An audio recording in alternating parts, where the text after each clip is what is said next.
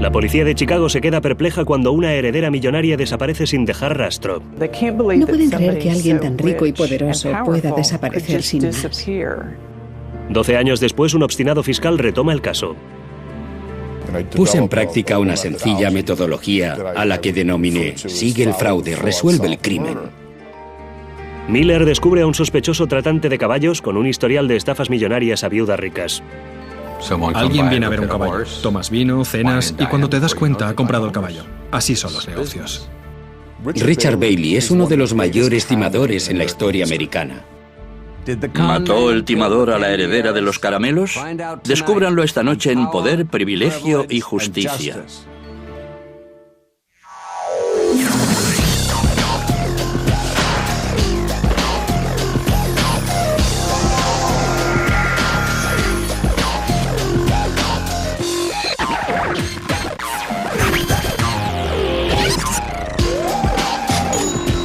Crímenes imperfectos, ricos y famosos.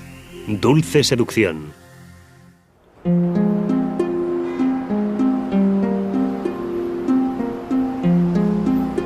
En febrero de 1977, una de las mujeres más ricas de Chicago salió de la Clínica Mayo para entrar en la historia del crimen. La excéntrica heredera de 65 años, Helen Brack, tenía que haber viajado a Florida la semana siguiente, pero jamás llegó allí. A pesar de una investigación que duró años, la policía no consiguió llegar a indagar qué había sido de Helen Brack. El caso aún está abierto y nadie puede creer que no se haya podido resolver y explicar lo que sucedió o dónde está su cuerpo. Cuando Helen desapareció, dejó atrás una extensa propiedad, 5 coches de lujo, incluido un Rolls Royce color lavanda, una docena de perros y lo que parecía un excelente móvil para un asesinato. Una fortuna de $30 millones. La policía habló con todas las personas allegadas a la solitaria viuda. Su hermano, su empleado y el hombre que muchos consideraban su amante, Richard Bailey. La policía tenía sospechosos, pero no consiguió encontrar ni el cuerpo ni el arma homicida. Y aunque no existían pruebas contundentes, no escaseaban las especulaciones. El caso estaba en boca de todo Chicago. Es un misterio y a la gente le encantan los misterios. Ha sido tal vez el crimen sin resolver más famoso en la historia de Chicago. El misterio de la desaparición de Helen Brack desconcertó durante años a los investigadores. Una viuda rica, un embaucador con encanto y gángsteres mezclados con dueños de caballos millonarios. Cuando la verdad empezó a salir a flote, destapó los sucios secretos de la alta sociedad de Chicago.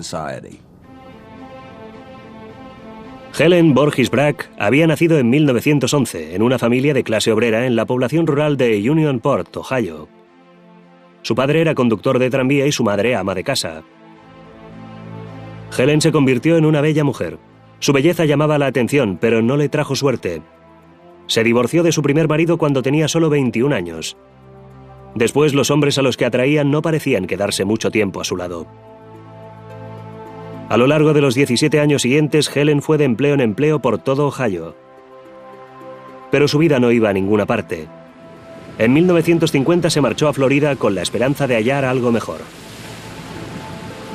Encontró oro casi de inmediato. Conoció a Frank Brack siendo encargada del guardarropa en el club de golf de Indian Creek en Florida. Frank Brack había heredado la empresa de caramelos más importante de los Estados Unidos, un imperio multimillonario con sede en Chicago. El magnate de los caramelos, de 60 años, estaba casado, pero en menos de un año tuvo una nueva esposa, Helen, que tenía entonces 39. Pasó de ser la chica de los cigarrillos a poseer recursos prácticamente ilimitados. Tenían una estupenda vida juntos. Helen se trasladó a la mansión de 18 habitaciones de Frank en Glenview, una lujosa zona residencial de Chicago, donde Helen empezó a darse la gran vida. Frank poseía caballos de carreras y la introdujo en el mundo de los caballos, convirtiéndola en dueña de caballos de carreras. Salían a cenar y a tomar vino con otros propietarios de caballos en las tribunas de Florida e Illinois. Era lo que más les gustaba hacer. Helen y Frank viajaban con frecuencia de su gran propiedad de Chicago a un ático que poseían en Florida. Frank no escatimaba en las cosas predilectas de Helen: antigüedades, joyas y coches de lujo. A Helen le gustaban sus coches de color rosa y blanco, como los caramelos de Bragg. En 1966, Frank vendió caramelos Bragg y duplicó con creces su fortuna. Pero para entonces, Frank, de 76 años, estaba atado a una silla de ruedas y, según algunos, senil. Él y Helen raramente salían de su casa de Glenview. En 1970, Frank murió, dejando a Helen casi $30 millones. Una mujer pobre de Ohio se casa con un señor rico, Frank Bragg, y una empresa de $30 millones pasa a ser suya. Helen nunca había encajado en la élite social de Chicago. Y al quedarse sola se volvió solitaria y excéntrica. Se rodeó de docenas de perros. Sus mascotas y sus obras benéficas relacionadas con animales se convirtieron en sus obsesiones. No era aficionada al torbellino social, era más bien callada y reservada, pero los animales pasaron a formar una parte muy importante de su vida. El compañero humano más próximo a Helen era su empleado Jack Matlick. Él se ocupaba de la propiedad y hacía las veces de chofer de Helen. Ella le llamaba su hombre de la casa. Hasta que en otoño de 1973 Helen dejó que otro hombre entrara en su vida. Richard Bailey, un encantador y en apariencia acaudalado tratante de caballos. Conocí a Helen Bragg a través de una señora en un lavado de coches. Me iban a lavar el coche y delante de mí había una señora con un precioso Cadillac nuevo. Y empecé a hablar con ella. Me dijo: conozco a una señora muy agradable a la que seguramente le gustará conocer. La amiga de la señora era Helen Bragg. Naturalmente aguzó el oído cuando le dijeron que se trataba de Helen Bragg, la tercera de los caramelos Bragg. Richard era un enamorado de la buena vida y ella representaba un papel de fantasía para él. La pareja se conoció en un restaurante. Bailey era 20 años más joven que Helen, pero ella se sentía a gusto a su lado. Ella procedía de un entorno igual al mío, de una familia muy pobre. Por lo tanto, Helen Bragg y yo éramos como dos almas gemelas. Muchas mujeres encontraban a Richard Bailey atractivo. Nacido y criado en una granja pobre de Illinois, Bailey no había ido más allá del 9º curso. Había trabajado de profesor de baile y de instructor de autoescuela, pero lo que se le daba mejor era encandilar a mujeres mayores ricas. Yo siempre lo había llamado el hombre triquiñuela. En realidad no tenía imaginación, pero era un depredador con las mujeres y era muy poco conocido por ello. Su frase favorita era: es usted una señora con mucha clase. Una vez le pregunté a Richard: ¿cómo puedes cortejar a esas mujeres mayores? Y él me explicó que toda mujer tiene algo que normalmente resulta atractivo. Richard, siempre que estaba con ella, se concentraba en esa cosa singular. Y creo que también en el dinero. En la época en que conoció a Helen, Richard Bailey utilizaba su encanto para vender caballos en Chicago. Bailey se mostraba encantador, entregado, y cuando una mujer rica y sola empezaba a confiar en él, le vendía un caballo. Inevitablemente, la mujer descubría que el caballo no tenía ningún valor, igual que el cariño de Bailey. Alguien viene a ver un caballo. Quizá lo llevo a almorzar, quizá lo llevo a cenar. Tomas vino, cenas, y cuando te das cuenta ha comprado el caballo. Así son los negocios. Helen parecía disfrutar de los ratos que pasaba con Bailey. Ambos habían iniciado su vida de forma modesta. Con Bailey, Helen podía ser ella misma, disfrutando al mismo tiempo de la buena vida. Pasaba a recoger a Helen Bragg por su casa. La traía a mi apartamento en Lake Point Towers. Le preparaba chuletas de cordero, que era su plato favorito. Y gozábamos de una vista panorámica sobre la ciudad de Chicago. A ella eso le encantaba. Helen era generosa con Bailey. Le compraba regalos y lo llevaba de vacaciones. Fue durante uno de sus viajes a Florida cuando Helen le dijo que estaba interesada en comprar varios caballos. A ella le encantaban los animales, le gustaban los caballos y eran para ella una forma de volver a estar ocupada tras la muerte de su marido. En menos de un año, Bragg compró 3 caballos a Bailey por un total de $95.000. Los caballos le habían costado a él $18.000. Los nuevos caballos de Helen no ganaban, pero eso a ella parecía no importarle. Probablemente Helen, a su manera, estaba manteniendo un poco a Richard para poder tener la oportunidad de pasar con él la cantidad limitada de tiempo que pasaba en su compañía. Helen no daba signos de creer que Richard la estaba engañando. En 1976 se encontraba en Nueva York para recibir el nuevo año y no quería hacerlo sin Richard Bailey. Me dijo, Richard, por favor, ven, te echo de menos. Deseo estar contigo más que con cualquier otra persona en el mundo entero. Pensaba pagarlo todo, y eso fue lo que hizo. Brack invitó a Bailey al Waldorf Astoria, donde los dos se pasaron la noche bailando al son de la música de Guy Lombardo. La solitaria viuda parecía haber encontrado una cura para su soledad.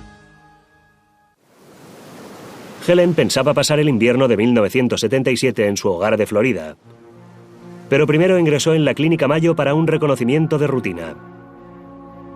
Tras una estancia de 5 días recibió el alta sin novedad.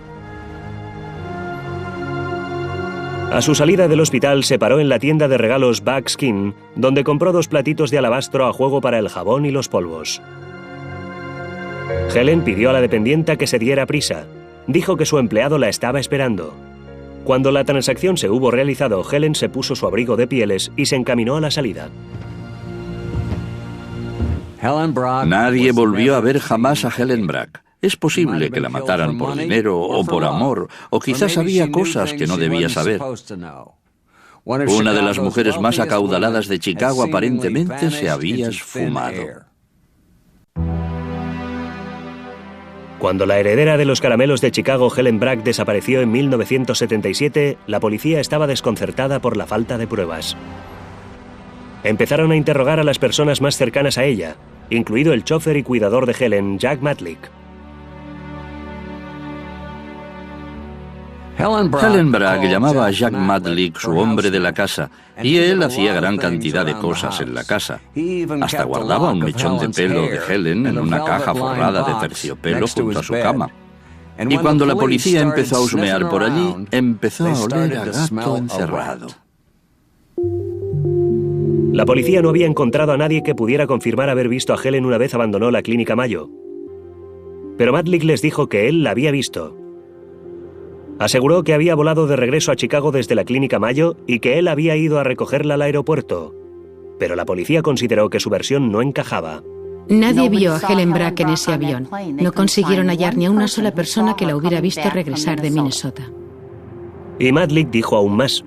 Contó que unos cuantos días después acompañó de nuevo a Helen al aeropuerto, donde cogió un avión hacia Florida. Pero cuando los investigadores lo comprobaron con las líneas aéreas, no lograron encontrar ni una sola reserva a su nombre. Y cuando registraron la casa de Helen, encontraron más pruebas que les hicieron sospechar que Matlick no estaba diciendo la verdad. Encontraron una maleta con todas las prendas de ropa que Helen iba a llevarse a Florida, todavía con sus etiquetas. El chofer había repintado y reenmoquetado la sala de estar. Había lavado el coche y aseguraba haberla llevado al aeropuerto en pleno invierno sin un chal o abrigo. Empezó a firmar cheques con el nombre de Helen poco después de su desaparición, falsificando la firma en dichos cheques, lo que indicaba que ella no iba a regresar a casa en breve para descubrirlo. De hecho, Matlick firmó con el nombre de Helen Brack cheques por valor de $13,000, extendidos a su nombre. Y sacó efectivo y joyas de la caja de seguridad de Helen. Matlick además destruyó parte de los papeles personales y diarios de Helen con la ayuda del hermano de esta, Charles Borgi. Los dos hombres declararon que Helen no habría querido que nadie conociera sus asuntos personales. Dijeron que había dejado una nota pidiéndoles que quemaran sus papeles, pero ellos no guardaron dicha nota. Ella dijo, si algo me ocurriera, quemad todo esto. Y al cabo de 2 días quemaron todos los diarios. ¿Cómo supieron que le había sucedido algo malo? La conducta de Matlick parecía demostrar que sabía que Helen nunca iba a volver. La cuestión era, ¿cómo lo sabía si no estaba implicado de algún modo en su desaparición? Pero existía otro sospechoso, Richard Bailey, el tratante de caballos y famoso playboy con el que Helen mantenía una relación amorosa. Bailey aseguraba no tener idea de lo que le había ocurrido a Helen. Dijo que estaba en Florida esperando reunirse con ella y que ella no había acudido. Supuse sencillamente que debía haberse ido con otro hombre, porque no paré de llamarla y llamarla desde Florida, aunque no podía creer que me hubiera dejado sin más tan de repente. Cuando la policía comprobó su versión, parecía que al menos parte de ella era cierta. Los registros telefónicos mostraban una llamada de Bailey desde Florida a Helen en la Clínica Mayo. Bailey parecía tener una coartada poco sólida y Matlick se había conducido de forma extraña, pero la investigación no fue más allá. Los dos hombres en la vida de Helen Bragg, Richard Bailey y Jack Matlick, dependían de ella por su dinero. Y parecía que uno de ellos podía haberla matado. Pero sin un cuerpo o un arma homicida, la policía no podía echar el guante a ninguno de los dos. Si no tienes un cuerpo, tienes un problema. No sabes si fue golpeada en la cabeza con un objeto contundente, lo que indicaría una lucha repentina. No sabes si fue algo premeditado. ¿Alguien la cortó en pedacitos? ¿Dónde está enterrada? ¿Está enterrada? Parecía que Helen Bragg, una de las mujeres más ricas de Chicago, se había esfumado. Durante 2 años no hubo movimiento en el caso, hasta que sobre el asfalto de una carretera cercana a la propiedad de Helen apareció un mensaje escrito con un aerosol de pintura roja. Decía: Richard Bailey sabe dónde está el cuerpo de la señora Bragg. Deténganle, por favor. Se especuló mucho con que habían sido personas relacionadas con el mundo de los caballos, que tenían celos de los negocios de Richard y de su posición y estaban resentidas contra él. Una de las personas relacionadas con los caballos hizo esa pintada con aerosol. Toda la gente de los caballos me odiaba porque yo era independiente. 2 años después de la desaparición de Helen Bragg, la policía quiso hablar con Richard Bailey de nuevo. Vinieron inspectores de Glenview a interrogarme sobre varias cosas, pero mi abogada me dijo: deshazte de esa gente, no hables siquiera con ellos. El caso estaba en un punto muerto. Sin un cuerpo, un móvil o un arma, la policía no podía demostrar que hubiera habido siquiera un asesinato, y mucho menos imputar nada a Bailey. En febrero de 1984, 7 años después de su desaparición, el estado de Illinois declaró a Helen Bragg oficialmente muerta. Cuando su testamento fue por fin otorgado, el grueso de su fortuna, cerca de $30 millones, fue a entidades benéficas para la protección de los animales. El hermano de Bragg, Charles Borgie, heredó $500.000. Jack Matlick recibió $50.000. Durante los 10 años siguientes el caso languideció, y la leyenda de la heredera desaparecida creció. Pasó a ser mucho más interesante muerta de lo que había sido viva. Todas las personas de Chicago que pueden leer un periódico, escuchar la radio, ver la televisión, conocen el misterio de Helen Bragg. Ha sido probablemente el crimen sin resolver más famoso en la historia de Chicago. Pero en diciembre de 1989, el caso de Helen Bragg estaba a punto de salir de la historia y volver a los titulares.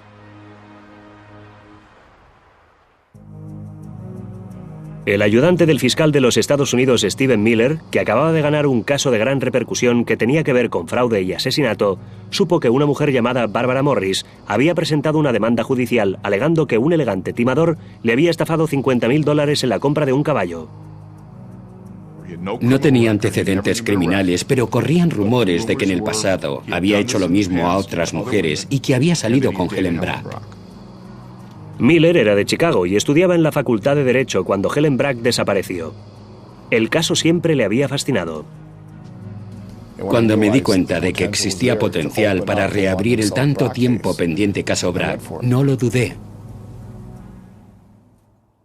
El fiscal Steve Miller no era tonto.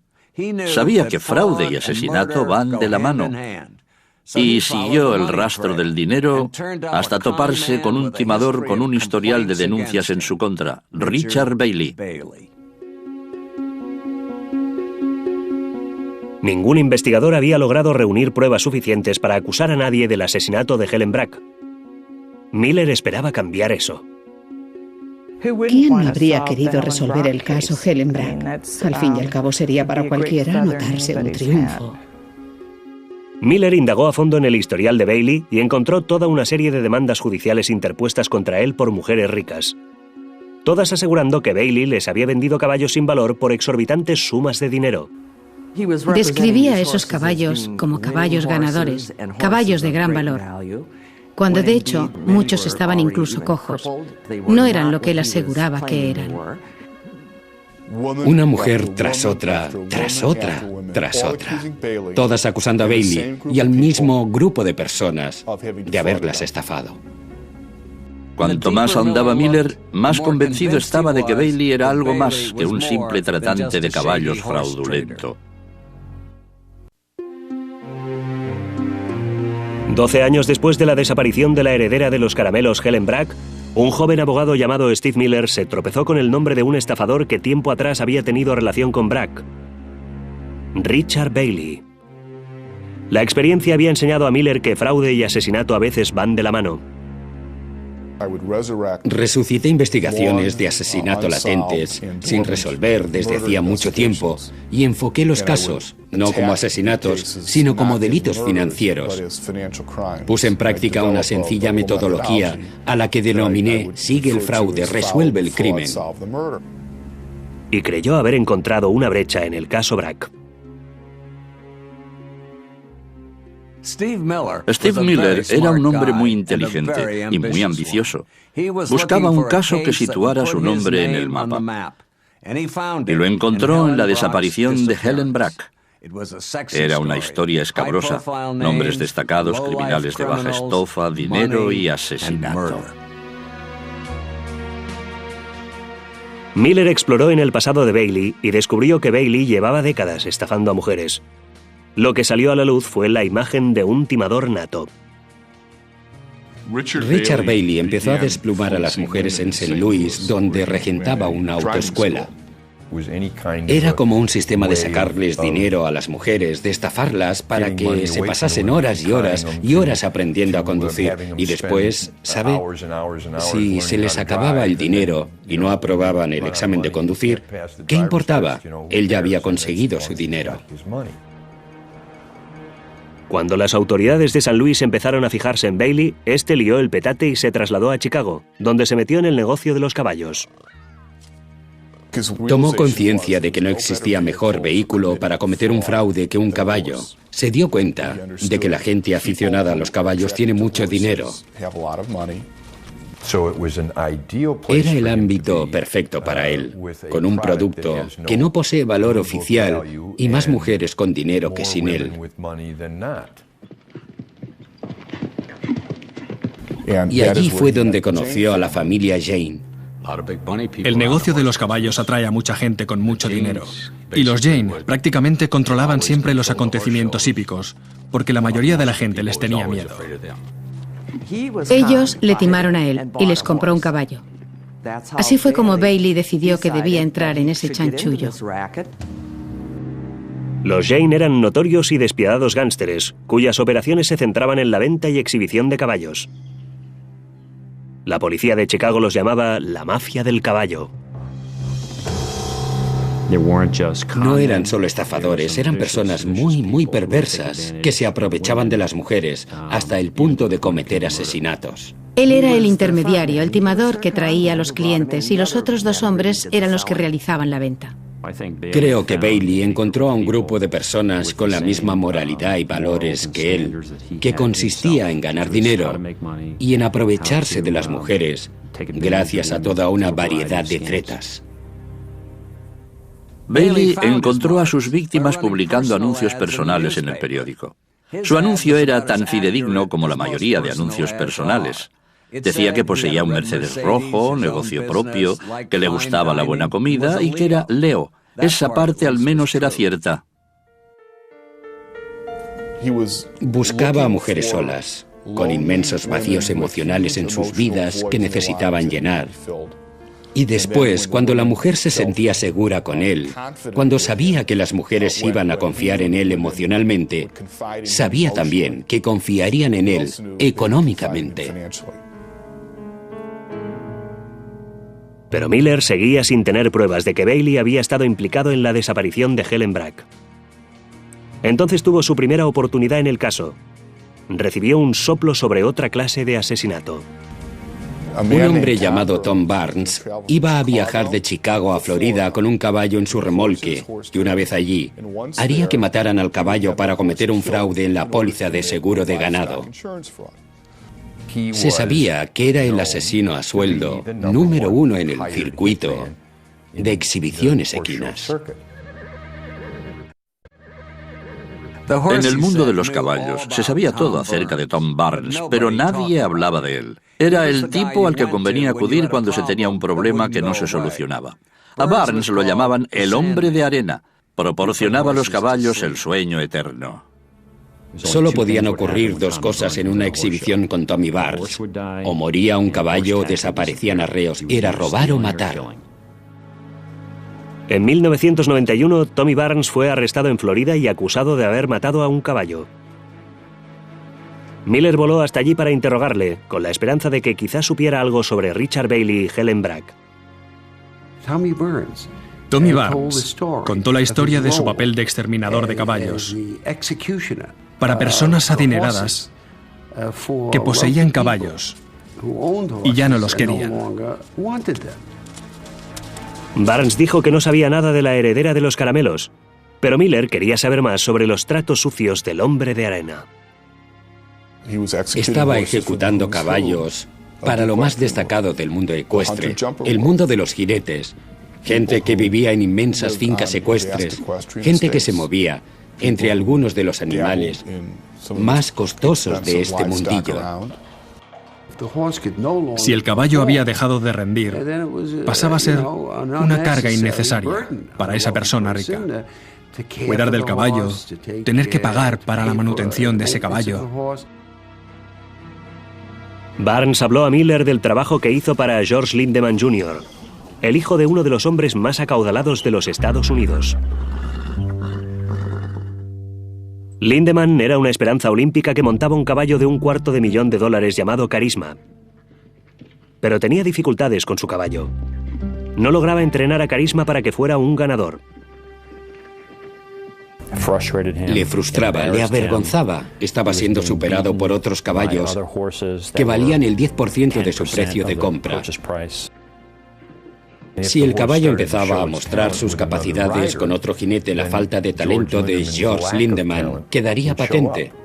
Y en lugar de limitarse a regalar el caballo o a comprarse otro, contrató a Tommy Barnes para que lo electrocutara y así cobrar el dinero de la póliza. El joven millonario cobró $250,000 de la compañía aseguradora.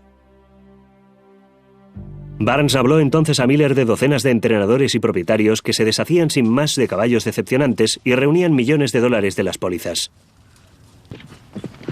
Esa parte de los secretitos sucios de la industria del caballo proporcionó a Miller la ventaja de que dentro de ese mundillo de los caballos todo el mundo empezara a hablar de todo el mundo. En el terreno del cutrerío moral es difícil superar al mundo del caballo de Chicago. Cada vez que Steve Miller levantaba una piedra, de debajo salía otro estafador más. Resultaba difícil distinguir quién decía la verdad. Hacía falta un marcador para llevar un control de todos los informantes. El más importante era un tratante de caballos corrupto llamado Joe Plemons. Plemons tenía ante sí una larga condena por fraude con los caballos. Cuando supo que Miller buscaba información, decidió hacer un trato.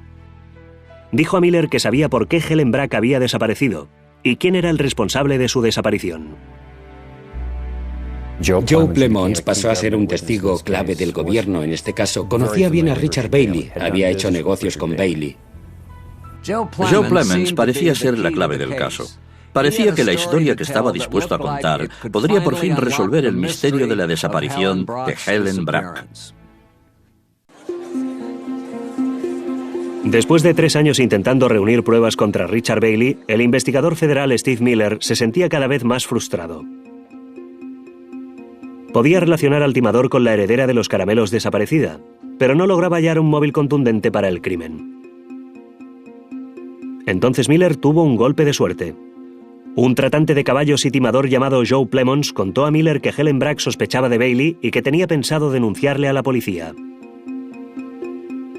La heredera de los caramelos había sido un regalo para Richard Bailey, pero al darse cuenta ella de su engaño, todo se habría perdido y él habría tenido un móvil para el asesinato.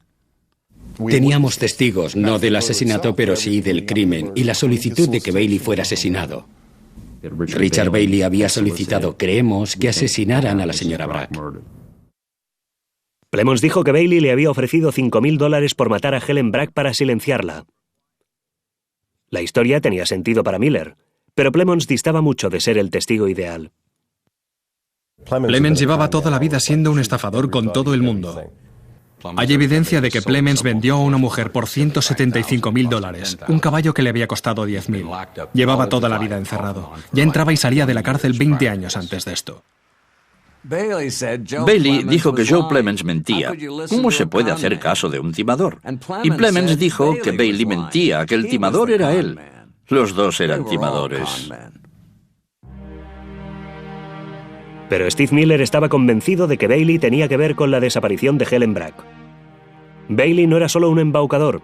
Miller tenía pruebas de que podía ser despiadado. Había una mujer llamada Linda Holmwood que era todo lo triste y trágica que una persona puede llegar a ser. Estaba divorciada, padecía un grave alcoholismo, era una alcohólica en grado extremo, no tenía amigos, y Bailey reconoció de inmediato que podía ser una paloma, como él las llamaba, particularmente fácil, porque le quedaban muy pocos recursos emocionales e intelectuales, y de repente, la pobre mujer tiene un caballero andante y cree que su vida entera ha dado un vuelco. Pero lo único que hizo Bailey por Linda Holmwood, según Miller, fue servirle champaña y venderle varios caballos sin valor. Cuando hubo acabado con ella, estaba sin un céntimo y sola. La naturaleza de los delitos de Bailey contra las mujeres eran de naturaleza tan despiadada que estaba convencido de que era capaz de jugar un papel en un asesinato. Tras casi 5 años de investigaciones, Miller por fin reunió pruebas suficientes para presentarlas ante un gran jurado. Vas uniendo las piezas, y Bailey es un timador en serie. Está con el agua al cuello porque ha humillado a una figura muy prominente y poderosa en Chicago. Esa persona amenaza con acudir de forma inminente a las autoridades y hacer que le procesen hasta que Puff de repente desaparece. Miller pidió al gran jurado que encausara a Bailey por 29 cargos que iban de fraude a conspiración para asesinar. Destacó una serie de delitos cometidos por Bailey y la despiadada banda de los Jane a lo largo de 20 años. Dado que se trataba de un fraude en curso, Miller podía presentar contra Bailey cargos por crimen organizado y declarar que el asesinato de Helen formaba parte de un plan criminal más amplio. El 27 de julio de 1994, 17 años después de su desaparición, un gran jurado condenó a Bailey por conspirar para asesinar a Helen Bragg. Richard Bailey, el gigoló galopante, ha matado a su última viuda y ha estafado a su última víctima. Para silenciar a Helen Bragg, Bailey conspiró, solicitó y causó su asesinato.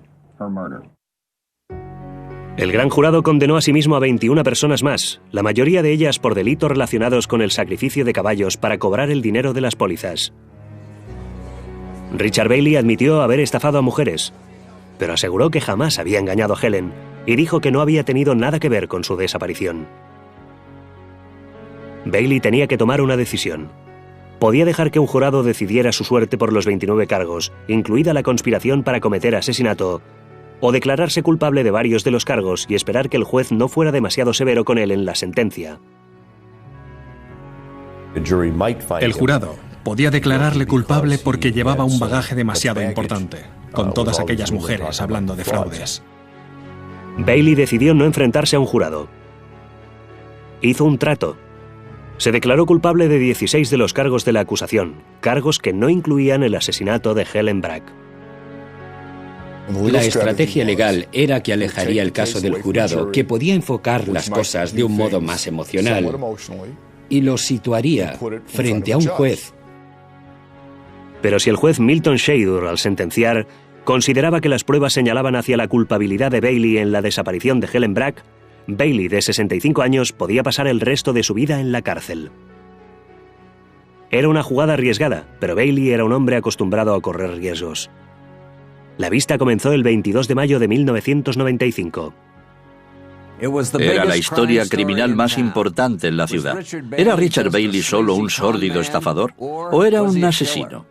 Después de 17 años parecía que el público iba a descubrir qué le había ocurrido en realidad a Helen Brack. En 1995, 18 años después de la desaparición de Helen, el fiscal de los Estados Unidos, Steve Miller, encausó a Richard Bailey por cargos de estafa y conspiración para matar a la heredera millonaria de los caramelos, Helen Brack.